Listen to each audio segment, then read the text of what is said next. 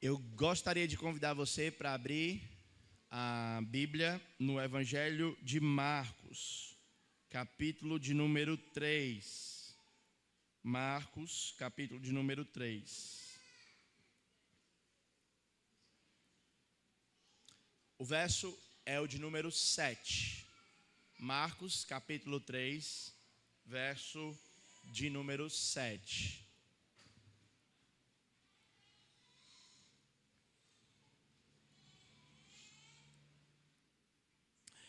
Na parte final do ministério de Jesus, ele perguntou para os seus discípulos: quem diz o povo ser o Filho do Homem?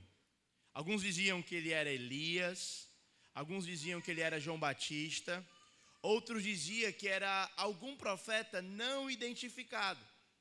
E na verdade, essa pergunta tem ecoado ao longo dos séculos.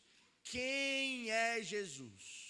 Inúmeras respostas e diferentes respostas foram oferecidas ao longo de toda a história cristã. Alguns vão dizer que Jesus é um profeta, um pouco semelhante a Maomé. Outros vão dizer que ele é a primeira das criaturas de Deus, mas não pode receber o título de divino. Outros vão dizer que ele é nada mais do que um revolucionário político, que veio para subverter a ordem criada e de romper com as amarras que a religião causa para trazer liberdade plena para todos os povos. Pela graça de Deus, nós não fomos entregues à nossa própria ignorância. Nós não precisamos ficar divagando e tentando responder essa pergunta, a maior pergunta de toda a vida, a partir das nossas próprias percepções. O Senhor nos deu o Santo Livro, que é a palavra de Jesus, e esse Santo Livro nos explica quem Ele é. De modo mais direto, não somente o livro como um todo, mas eu acho que nenhuma passagem na Escritura é tão clara a respeito da natureza de Cristo e da obra de Cristo do que o material que nós somos apresentados como os Evangelhos, que são espécies de biografia que falam a respeito da vida e da obra de Jesus. Nós temos olhado o Evangelho de Marcos para tentar responder essa pergunta. Eu repito, a pergunta mais importante da sua vida. Existem muitas perguntas importantes que você pode fazer, não é? Com quem vou me casar? Que tipo de trabalho terei? Que time irei torcer? E infelizmente eu sei que alguns não têm respondido apropriadamente a essa pergunta aqui no nosso meio. Que Deus tenha misericórdia da vida de vocês. Mas em matérias de segunda ordem, está tudo bem errar. Está tudo bem você tomar a decisão com o tipo de emprego que você vai ter. Por exemplo, você pode responder à pergunta: que profissão será a minha? Qual será a minha ocupação, de modo equivocado? Isso não vai trazer talvez nenhum dano para você. Se você responder errado à pergunta de com quem vou me casar, talvez você possa ter um dano que no máximo deve durar, trazer algum sofrimento, mas ainda assim pode ser remediável. Mas existe uma pergunta que a consequência dela é eterna. E se você errar nessa resposta a essa pergunta, não somente a sua vida aqui presente vai estar em risco, mas toda a sua eternidade. E essa pergunta é: quem é Jesus? O Evangelho de Marcos, portanto, nos introduz a resposta a essa pergunta dizendo: Ele é o Filho de Deus. Ele é o Cristo prometido no Antigo Testamento. Ele foi prometido, ele foi autenticado, ele foi testado e aprovado. Ele é alguém poderoso e, como um servo de Deus, ele opera milagres e maravilhas. Isso a gente aprendeu no capítulo 1. No capítulo 2 nós vimos que Jesus, enquanto explica quem ele é por meio das suas obras, ele tem 5 embates com seus opositores. O primeiro embate, ele vai dizer: eu sou Deus, e para que saibam que eu sou Deus, Marcos 2, do 1 ao 11, eu vou curar esse paralítico. O segundo embate, ele é o Deus que não veio salvar os justos. Porque de fato não existe ninguém. Mas alguns, com a autoilusão de que são boas pessoas, acabam se enganando. E Jesus vai dizer, o médico não veio para os sãos. É uma ironia isso. Não existe ninguém são. Mas ele veio para aqueles que se reconhecem como miseráveis, como pecadores. Depois, então, ele é apresentado como aquele que inaugura uma nova era.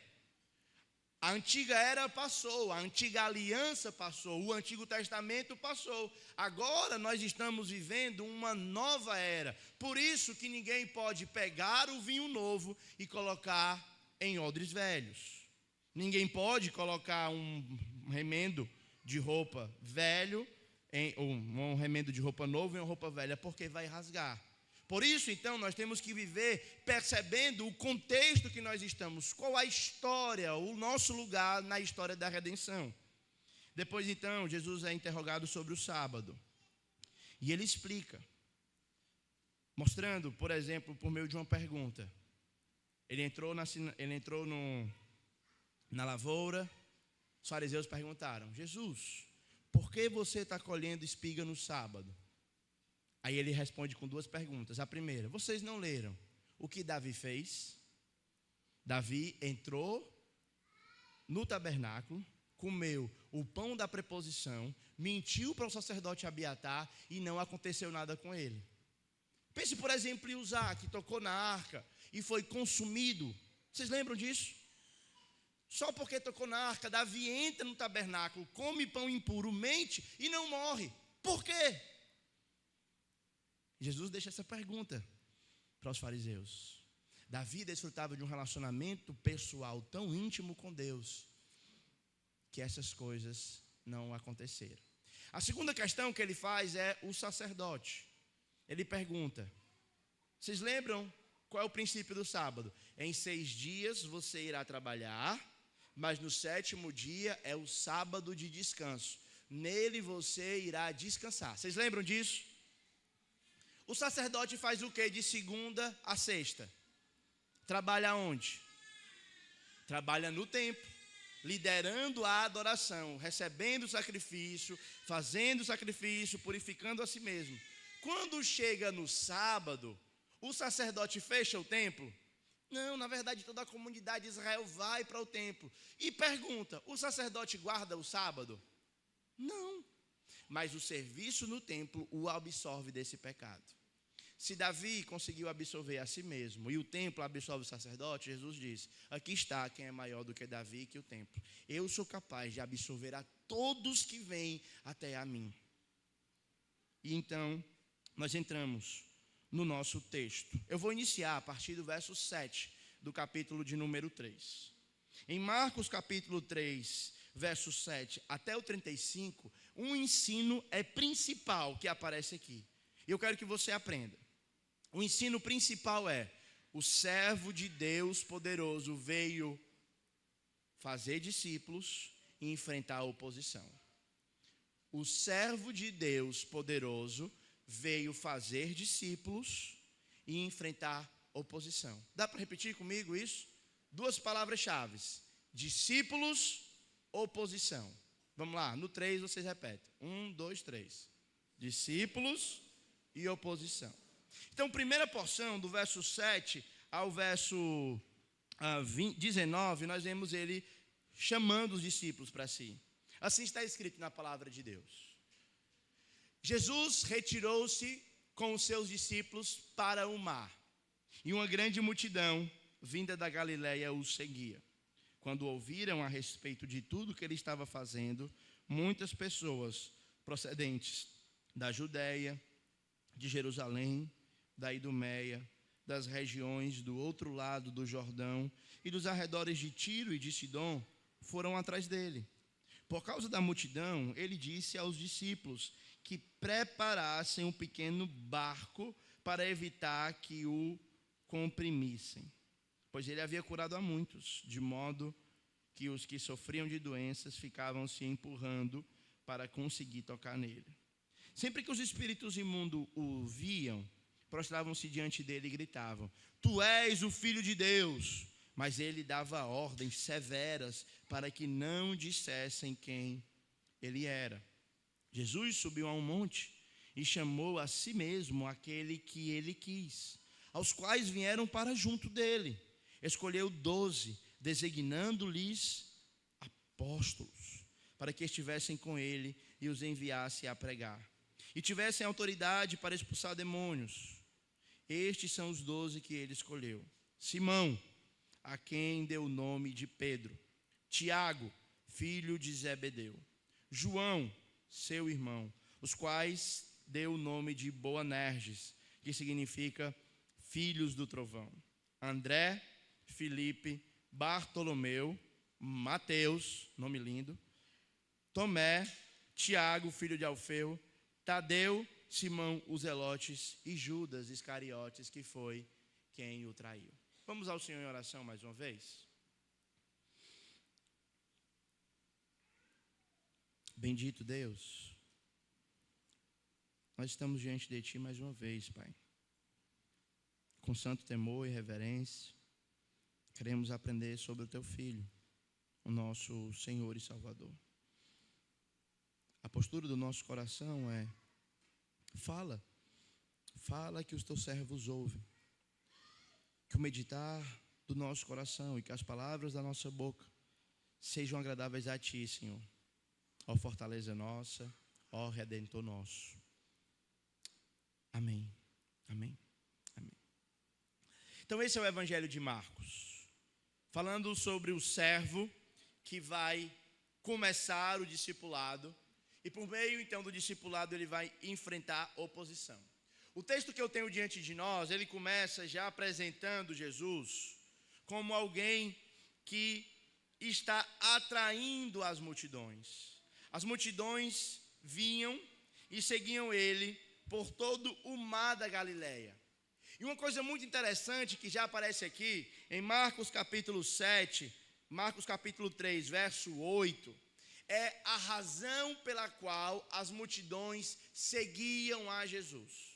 Elas seguiam a ele não porque compreendiam a si mesmo como pecadores desesperados, mas seguiam a ele porque ouviam tudo o que ele estava fazendo. E de alguma maneira a ideia que Marcos mostra dessa multidão é que eles estavam querendo se beneficiar dos poderes que Jesus estava manifestando naquela época. O texto não dá nenhuma indicação de que a multidão que o seguia era porque o amavam, porque queriam aprender do seu ensino, queriam entender do reino de Deus. Na verdade, o texto nos mostra que a multidão seguia a Cristo por causa de si mesmo, porque a multidão queria o próprio benefício que é andar com alguém que cura paralíticos, alguém que expulsa demônios, alguém que é capaz de fazer coisas dessa natureza. E de fato, ao longo dos anos, quando a gente olha para a história do mundo, há um certo magnetismo com a pessoa de Jesus. Todos os grupos, até inimigos da fé cristã, tentam trazer esse homem para o seu lado. Muçulmanos rejeitam o Espírito Santo, rejeitam a igreja, rejeitam muitas revelações, mas uma eles atraem para si, que é de Cristo.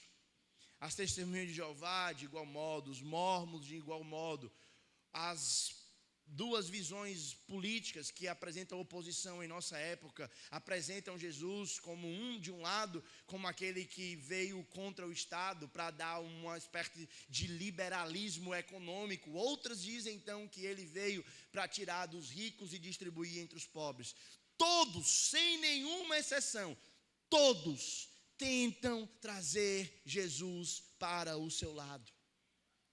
Mesmo descrentes, quando a gente conversa e fala de alguma maneira, apresenta o Evangelho, as pessoas, elas tentam se colocar do lado de Jesus. Eu amo Deus, eu tenho Ele no meu coração desde que eu nasci.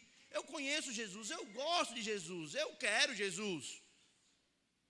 Mas a pergunta central que o texto de Marcos coloca para a gente é: por que é que as multidões o seguem? Qual é a razão pela qual milhares de pessoas reconhecem esse Galileu que pisou nas terras de Israel há 2000 anos atrás. E a pergunta que Marcos responde aqui para nós é que as pessoas buscam o benefício que ele tem para dar. Elas buscam aquilo que ele pode fazer. Elas buscam uma troca. Elas olham para si mesmas: eu preciso de um milagre. Não é? Quantas vezes eu já não vi alguém evangelizando? Venha para a igreja, venha para Jesus, o seu casamento será transformado. Venha para a igreja, o seu câncer será curado. Venha para a igreja, o seu filho será liberto. E a gente oferece a Cristo por razões secundárias, que não são as principais pela qual alguém deveria ser atraído a Ele. A única razão que deveria levar alguém aos pés de Cristo é porque Ele é salvador de pecados. E Marcos, ele começa aqui a trabalhar um conceito em conflito. O conflito entre multidão e o conflito entre discípulos. Quem é você? Você é multidão ou é discípulos? A multidão está ali, eles seguem a Jesus, mas a multidão, ela é massificada, ela não é individualizada, ela escuta, ela sai, ela não envolve-se com Cristo, ela sabe quem é, ouve, recebe algum benefício que está ali, mas não se relaciona. Na verdade, ela faz de Cristo uma espécie de ídolo do seu coração. Ela usa Cristo para os seus próprios benefícios. Os discípulos não devem ser assim. E então, ele foge da multidão. Ele se prepara da multidão. A gente precisa se perguntar se às vezes o nosso relacionamento com Jesus não está tão interesseiro. A gente não está se relacionando com Ele, porque Ele é uma espécie de terapeuta moral, talvez mais poderoso que existe no mundo. E a partir então da terapia que eu tenho, eu vou para a igreja e me sinto bem, eu saio do culto leve. Um mundo tão quebrado como o nosso, a gente cheio de problema, às vezes essas coisas de saúde são um pouco caro. Então talvez eu não precise gastar com atendimento médico, seja de qual ordem for. Basta ir para o culto, alguém vai cantar uma música, vai ter uma coisa, vai falar de Jesus, eu vou lá orar e vou receber um alívio moral. Hoje, algumas pessoas trocaram o evangelho da prosperidade, que antes vinha e oferecia dinheiro. Existe hoje um tipo de prosperidade emocional.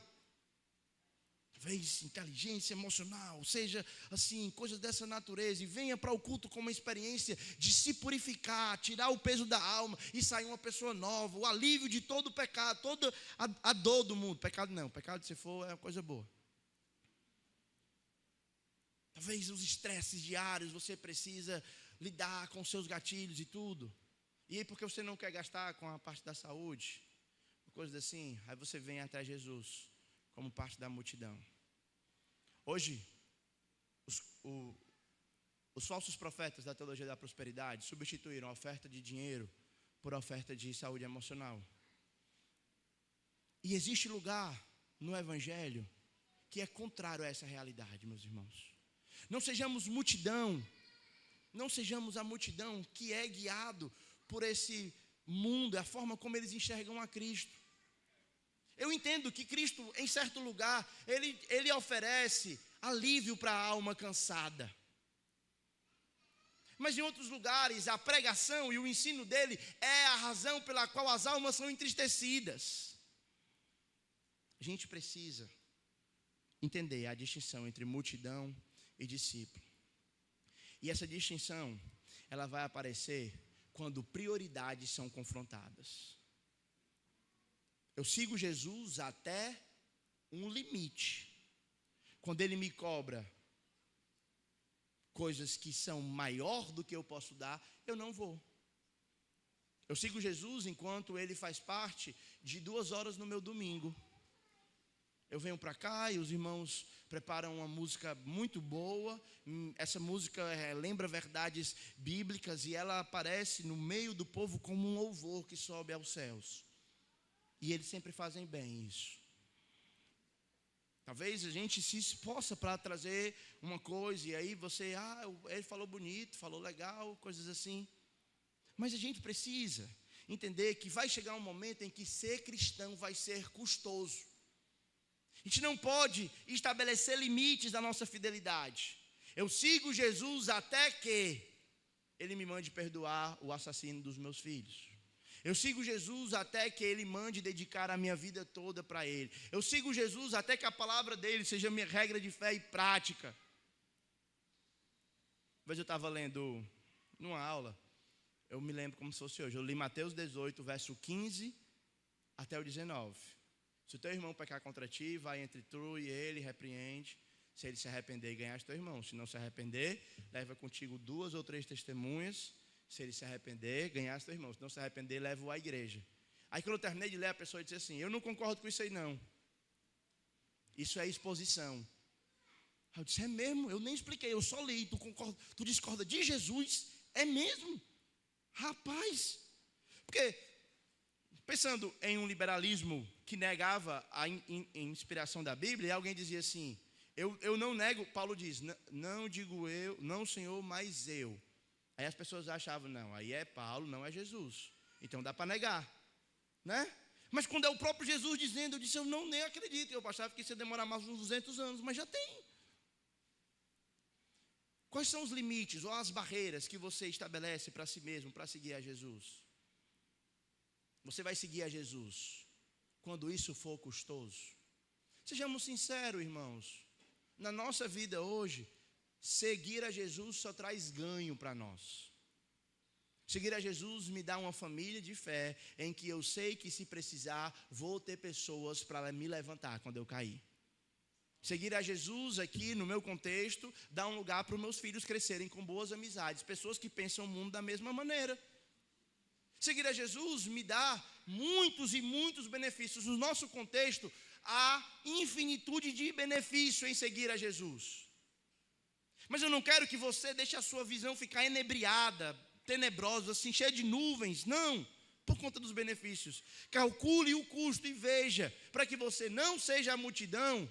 Quando seguir a Jesus for custoso, o que você vai fazer? Quando isso requerer a sua vida, os seus recursos, o seu tempo, a sua energia, o seu futuro, o seu trabalho.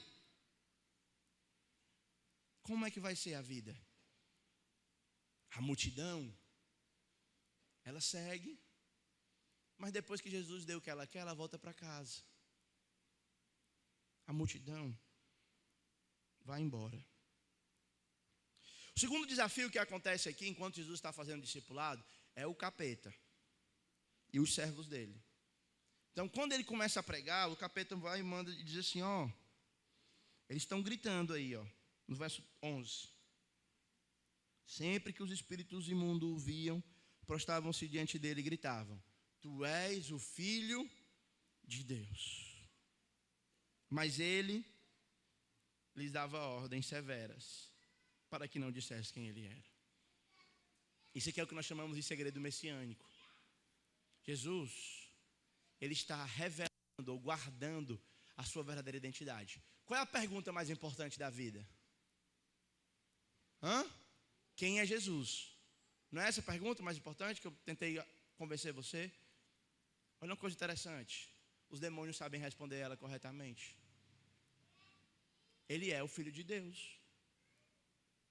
Nesse aspecto, a teologia do cão é melhor do que a do testemunho de Jeová, que não reconhece a divindade de Cristo, por exemplo. Vocês estão percebendo? Mas o que eu quero mostrar para vocês é que não adianta precisão teológica sem que essa precisão saia da sua cabeça, desça para o coração e domine cada molécula do seu ser. Essa resposta que ele é o Filho de Deus não somente deve estar na sua boca, mas explicada com os seus atos. E Jesus diz, não falem isso. Ele deu ordens para que os demônios não fizessem. Do lado de cá, irmãos, da cruz, nós temos uma ordem exatamente contrária à dos demônios. Aos demônios foi dito que se calem. A nós é dito, falem e preguem.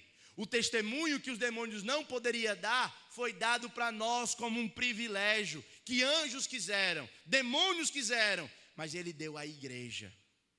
Ele deu para você abrir a sua boca em cada segundo, cada interação sua, o máximo de vezes possível, você explique para as pessoas: eu adoro o Filho de Deus.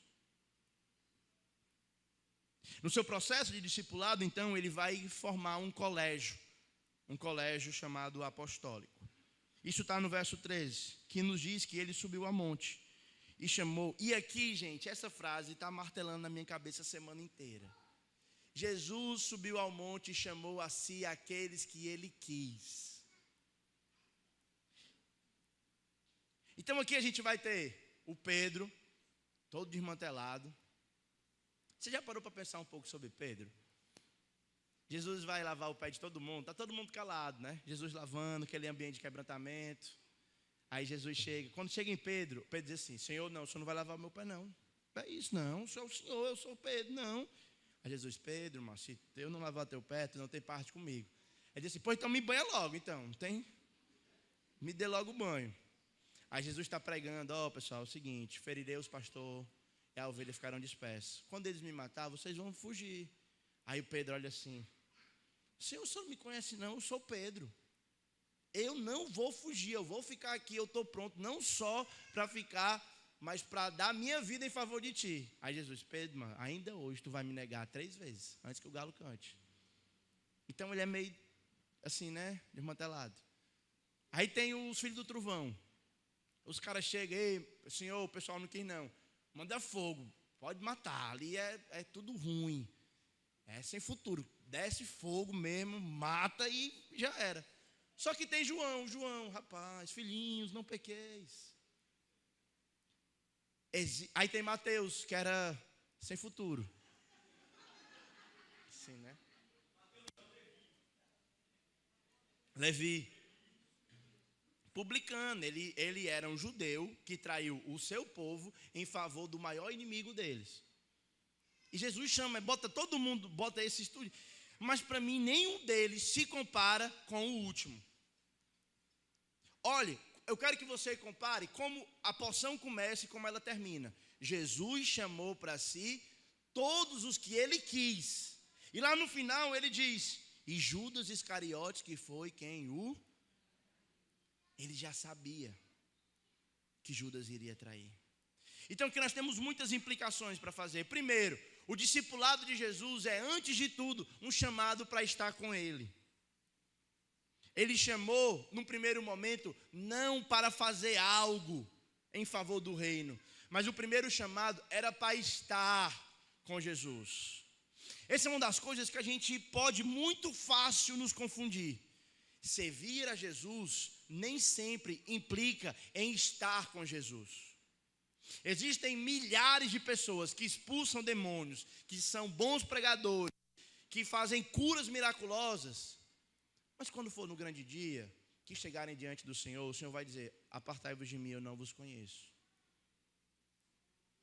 Olha, irmãos, se você está servindo na igreja, isso é uma coisa muito boa, e nós queríamos que você continuasse a servir. Mas não confunda serviço na igreja com devoção. Limpar a igreja, pregar, ensinar, tocar, varrer, organizar, planejar, nada disso substitui tempo de comunhão pessoal e íntima com Cristo. Se você é um discípulo de Jesus, o seu primeiro chamado, a coisa mais importante na sua vida é estar com Ele. Isso parece um pouco difícil, mas eu vou dizer que em 83,4%, uma estatística que eu tirei da minha cabeça, que eu tive conversa com os pastores e que a gente perguntou qual era a dificuldade no ministério, muitos deles falavam que a dificuldade é ter uma vida de oração profunda, prazerosa e que desfrutam de conforto de Cristo. Porque a gente trabalha com isso aqui, o nosso trabalho é a Bíblia, né? Assim, eu pessoalmente, eu sou pago para poder ler e ensinar para vocês, no final das contas, de modo bem simplório, aqui na casa, nos mais ambientes. E se eu não tomar cuidado na minha própria vida, eu posso fazer disso aqui não uma carta de amor do meu pai, mas eu posso fazer a matéria-prima do meu trabalho. Se eu fizer isso, se você fizer isso, você está perdido. Eu estou perdido. O chamado para o discipulado é, antes de tudo, um chamado para o relacionamento, para estar com Cristo, viver a vida com Cristo, ouvir Ele, ser consolado por Ele, ser exortado, repreendido, orientado, amado, receber conforto. E isso não vem somente por meio do serviço. O serviço, ele idealmente acontece quando você está tão cheio que transborda. Mas algumas pessoas podem servir como terra seca, que clamam por água, clamam por uma gota de água, a alma seca, mas não se alimentam da fonte de água viva. Uma segunda implicação é que isso que ele fez modela o que nós devemos fazer uns com os outros. Discipulado, então, envolve gastar tempo e viver a vida da fé juntos. O discipulado de Jesus há uma heterogeneidade. Eu não sei como é que eu falo essa palavra, não. O grupo é heterogêneo. É gente agitada, é uns doido, é uns manso, é uns cababom, é uns corajosos, é uns que nega. E assim é a igreja. O povo de Deus é desse jeito. Tem o pessoal que prega aqui, pensando nos pregadores, né? Prega manso, que fala bem, tem uns que é desmantelado assim, que nem eu. Não no mau sentido, eu espero, mas sim, fala a linguagem, né? Fica falando do Ceará toda a vida. Então, é misto, muda. A fé também é diferente. Tem gente que gosta de ouvir música, tem uns que gostam de a luz acesa, outra a luz apagada, a cor da parede azul, outra rosa, amarelo.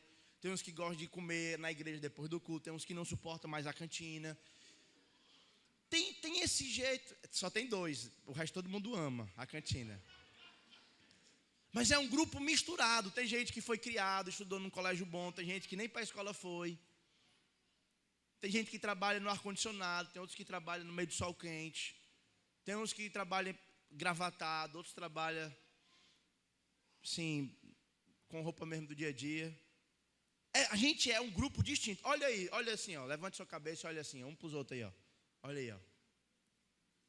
É diferente, tem uns cabelos brancos, tem uns cinza, tem uns sem cabelos, né? Tem uns fortes, tem uns magros, tem uns esbeltos, tem alto, tem baixo. Tu tá rindo de quê, menina?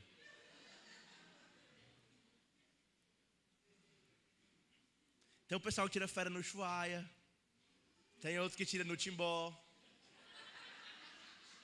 É um grupo misto. Não. A gente é um grupo misto. Mas foi exatamente esse o plano de Jesus. Jesus não queria que todo mundo fosse igual, pensasse igual, se vestisse igual, falasse igual. Ele chamou, foi gente assim mesmo. Por isso que independente do contexto, onde você está, o que você fez, você é bem-vindo nessa família da fé. E como família, você deve conscientemente se esforçar para sair do seu mundo e entender e entrar no mundo do outro. Para compreender. A partir do padrão estabelecido por Cristo. Certo? E aqui, no grupo de Cristo, tinha aqueles que o traíam. Judas está aqui. Rapaz, eu pensei tanto sobre Judas aqui. Eu pensei muito sobre Judas. Como é que Jesus tratou Judas? Como é que os discípulos trataram Judas ao longo desses 3 anos? Lembra que Judas até falou assim, ei senhor, rapaz, essa mulher está gastando muito perfume, esse perfume é caro. Era melhor a gente vender e dar para os pobres. Jesus amou Judas e ele ensinou, Judas, rapaz, os pobres sempre vocês vão ter. Já pensou isso? E aí, irmãos, a gente precisa ser honesto. Aqui nesse grupo vai ter gente que vai trair. Vai trair a gente, vai trair essa família. Vai ter gente que vai desertar. Vai ter gente que vai abandonar, fez o compromisso, quero ser membro, quero me pactuar essa família, mas não vai vir para os cultos, não vai contribuir, vai fugir, vai abandonar, não vai mais aparecer aqui. Porque eu não creio mais nisso, estou mais nem aí. Isso aí, mudei a minha opinião e tal. Eu acredito agora que a árvore é a forma de me conectar com Deus. Então eu vou ficar abraçando a árvore e pronto. E meu relacionamento com Deus é isso e pronto. O nosso trabalho não é ficar caçando essas pessoas. O nosso trabalho é fazer o que Jesus fez. É amar. É amar. É amar. E se guardar para que não seja um de nós os desertores. Não seja um de nós aqueles que vão romper com a fé. Aqueles que vão distorcer o ensino que nós cremos e acreditamos. Que vão trair a família. Esse é, irmãos, uma das linguagens que o Novo Testamento usa para desertores da fé. Apóstatas são tratados como traidores, não somente de Deus, mas da família da fé também. Você traiu a nossa crença. Isso não é uma coisa boa. Tá bom? Então eu queria muito que a gente olhasse isso no nosso coração, para que a gente não fosse Judas. Tá bom? E amasse aqueles que eventualmente podem vir a ser. Então a segunda parte do texto agora vai falar sobre a rejeição do Messias. Então entrou numa casa, no verso 20, e novamente se reuniu ali uma multidão, de modo que ele e seus discípulos não conseguiam nem comer. Quando seus familiares ouviram falar disso, saíram para trazer a força, pois diziam, ele está fora de si. Aqui o texto ele é uma espécie de sanduíche. Verso 20 e 21 fala da oposição que Jesus enfrenta pelos seus familiares. Aí do verso 22 até o verso 30, ele fala da oposição que Jesus enfrenta dos fariseus. E depois fala de novo dos familiares. Então, entre a primeira parte e a segunda está a dos fariseus. Então vamos entender agora um pouco sobre isso. A família de Jesus não entendia quem ele era. Os parentes, certo? E eu vou já explicar logo o sanduíche logo, as duas, a carne ou o pão, tá bom? Família, pão e aí a carne, a blasfêmia contra o Espírito Santo, que eu quero explicar também hoje para os irmãos. Então existe, aqui é claro no texto, que os discípulos achavam, a família de Jesus achava que ele estava doido. É a palavra aqui, ele está fora de si. Essa expressão, fora de si, ela aparece em outros contextos, a mesma expressão, para explicar alguém que estava endemoniado, sobre influência de demônio. Ela aparece muitas vezes. Então, os irmãos e a mãe de Jesus, ela está dizendo que Jesus está fora de si. E então, porque ele está fora de si, eles querem trazê-lo à força. Dizer, mas tu está doido, está dizendo que é Deus. Nisso aí é coisa do demônio. Você não deve fazer isso, você está fora de si. Então Jesus ele vai responder no verso 31. Então chegaram a mãe Maria e os irmãos de Jesus ficando do lado de fora. Mande alguém chamá-lo.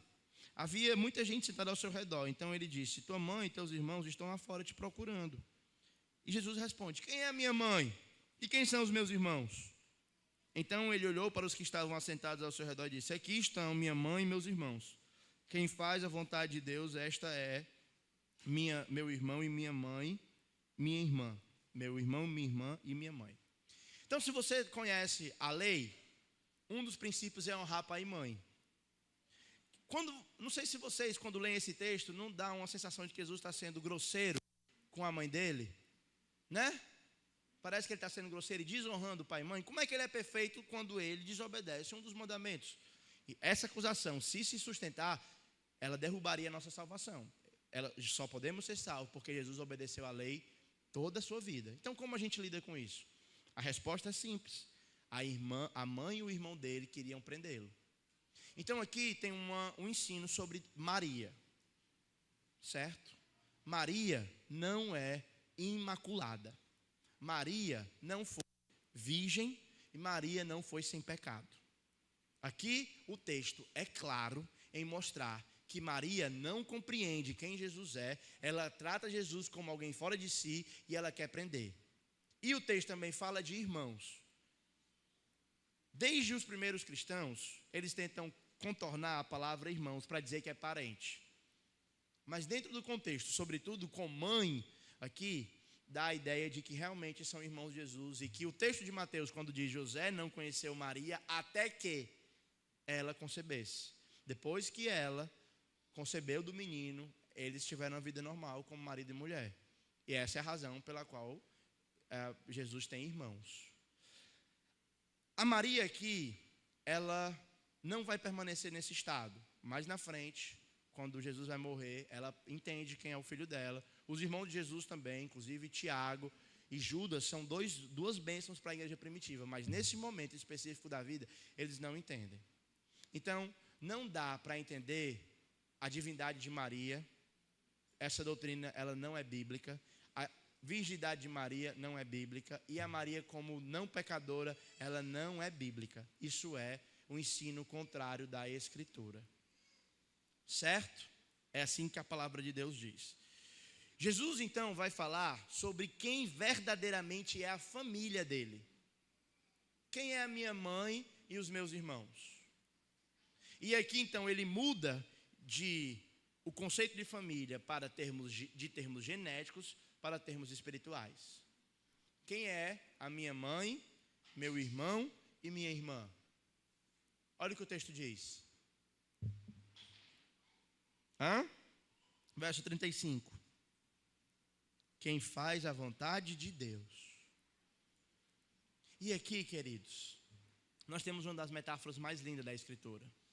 A metáfora que explica a igreja como uma família. Jesus é o irmão mais velho e nós somos adotados nessa família. Nós, os que fazemos a vontade de Deus.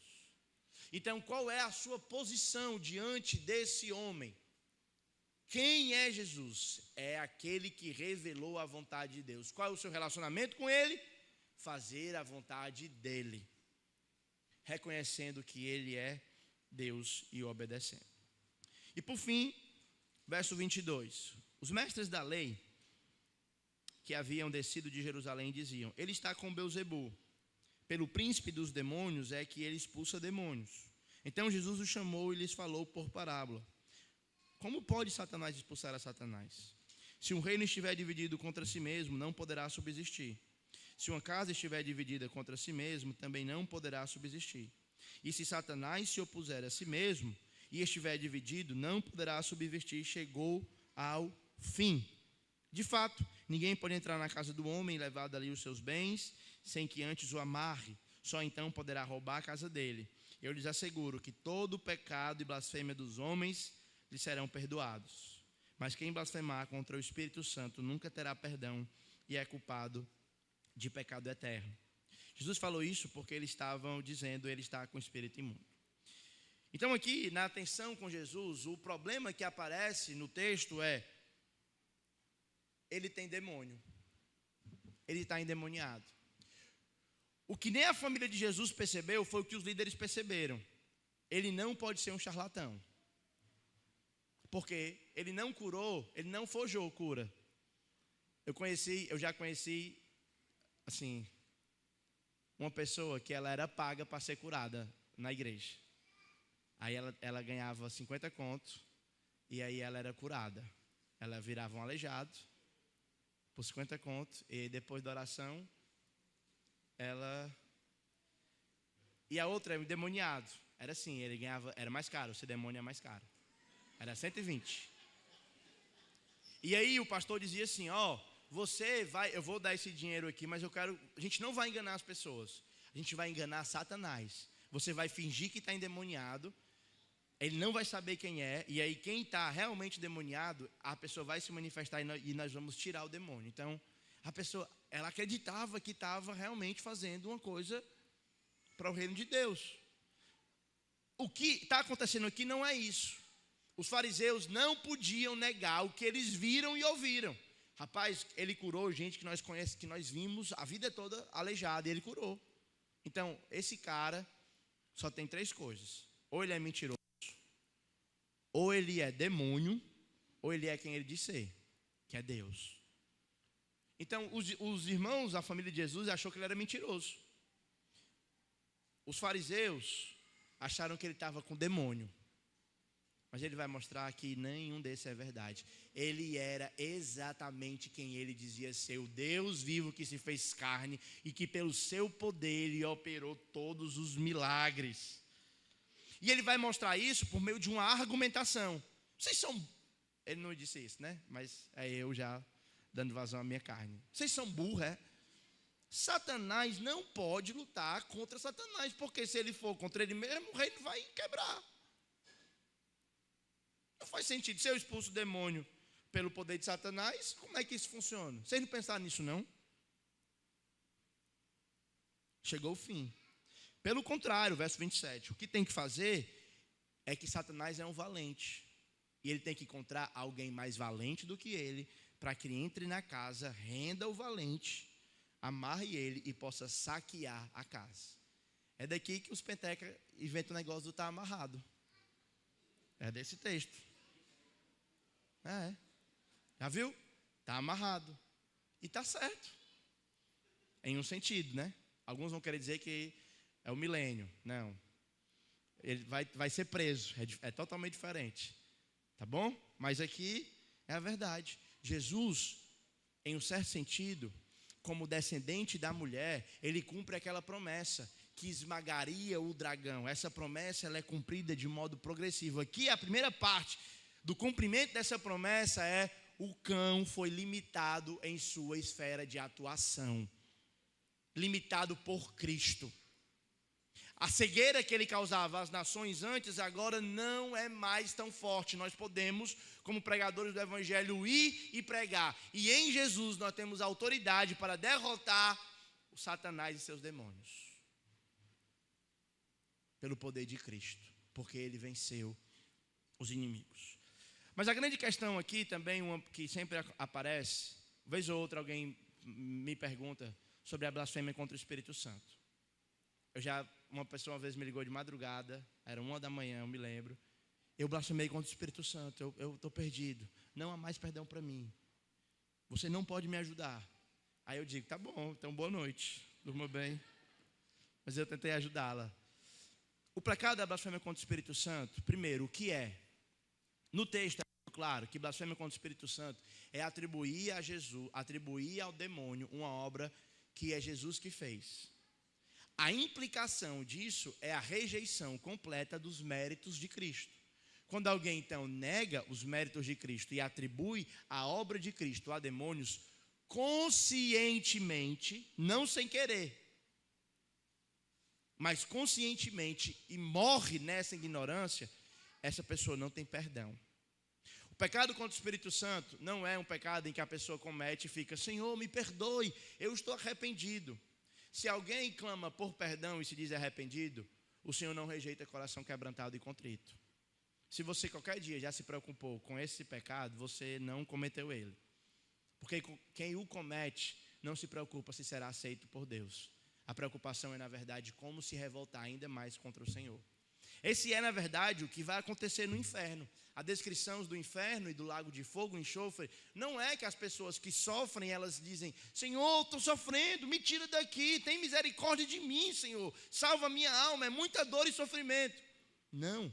A descrição do inferno e lago de fogo e enxofre são as pessoas sofrendo e amaldiçoando Deus, dizendo: o Senhor é cruel, eu estou aqui por sua causa, esse sofrimento que eu estou causando é culpa sua.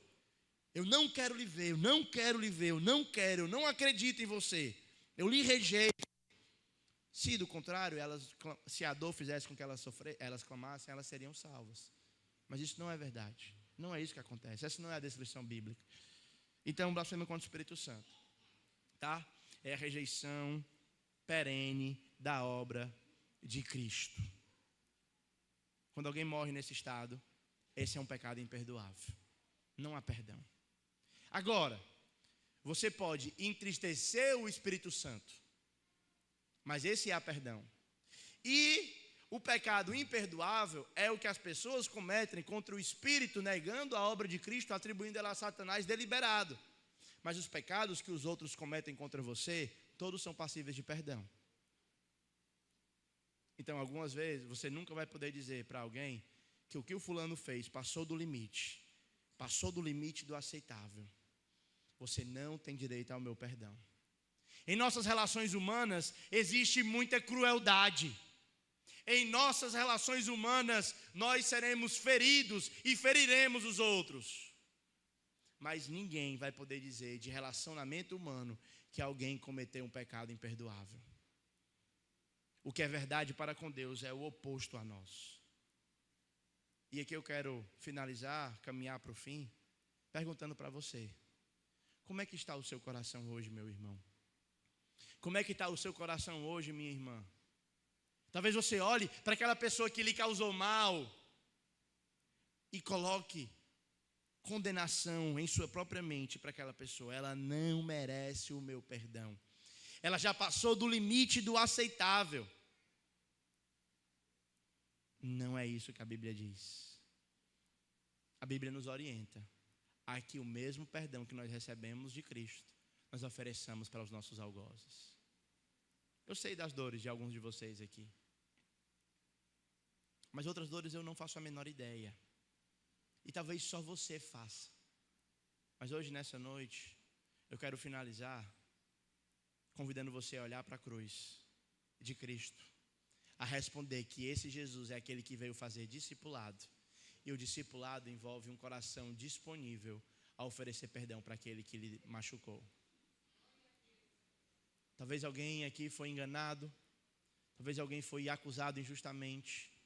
O convite é: receba o dano. Faça como Cristo, receba o dano, fique calado e pague o mal com o bem. E descanse, porque a vingança pertence ao Senhor. Fazendo isso, você amontoará brasa na cabeça dos seus inimigos. Romanos capítulo 12. Quem é Jesus? Um profeta? Um revolucionário político? Quem é Jesus? Aquele que veio para subverter a ordem estabelecida? Quem é Jesus? Aquele que livra das amarras da religião? Não, meus irmãos. Jesus é o Filho de Deus que veio para criar um povo para si, para estabelecer o discipulado e derrotar as forças de Satanás. Esse é Jesus a quem nós adoramos, o servo de Deus poderoso. Eu queria orar pela sua vida. Antes de orar, eu queria convidar você a esse desafio. Se você está aqui nessa noite e ainda não recebe a Cristo como seu único e suficiente Salvador, eu convido você não a aceitar Jesus, mas eu convido você a clamar para que Ele lhe aceite. Arrependa-se do seu pecado e creia em Jesus. Se você está aqui e diz de si mesmo como alguém desviado dos caminhos do Senhor, volte para Cristo. Receba a suficiência dos méritos de Cristo. Se você está aqui e tem andado com Ele, mas como alguém que faz parte de uma multidão e não como um discípulo que anda com Ele dia a dia, que se envolve nas coisas dEle, eu convido você ao arrependimento nessa noite. Arrependa-se do seu pecado, volte para Jesus, arrependa da dureza do seu coração. Se você está aqui e tem nutrido mágoa contra alguém, ou se alguém lhe fez mal, e você ainda não comunicou a essa pessoa, eu convido você, resolva os seus dilemas. Perdoe. Não existe pecado imperdoável para homens. Eu espero que você exerça perdão. Senhor, nós estamos aqui diante de Ti para reconhecer a Tua graça, a Tua bondade e a Tua misericórdia. Reconhecer que Jesus, o Teu Filho, é o nosso Senhor e Salvador. E por Ele nós Te bendizemos. E nós Te adoramos. Que Ele molde a nossa vida. Livra-nos de sermos multidão. Faz-nos discípulos, ó Pai. Te louvamos pela bênção que tem sido ter uma igreja diversificada. A forma como nós temos sido abençoados pelos múltiplos dons que o Senhor tem derramado aqui. A forma como cada vida, cada família tem contribuído, tem feito parte da nossa igreja. Nós Te louvamos, Senhor. Também Te louvamos, ó Pai, pelo ensino dessa noite. Livra-nos de rejeitarmos definitivamente a obra do Teu Filho. Não opositores, mas queremos ser amigos do Teu Filho. Leva-nos a esse lugar, Senhor. Te oro e Te agradeço no nome dEle. Amém. Que Deus abençoe, meus irmãos.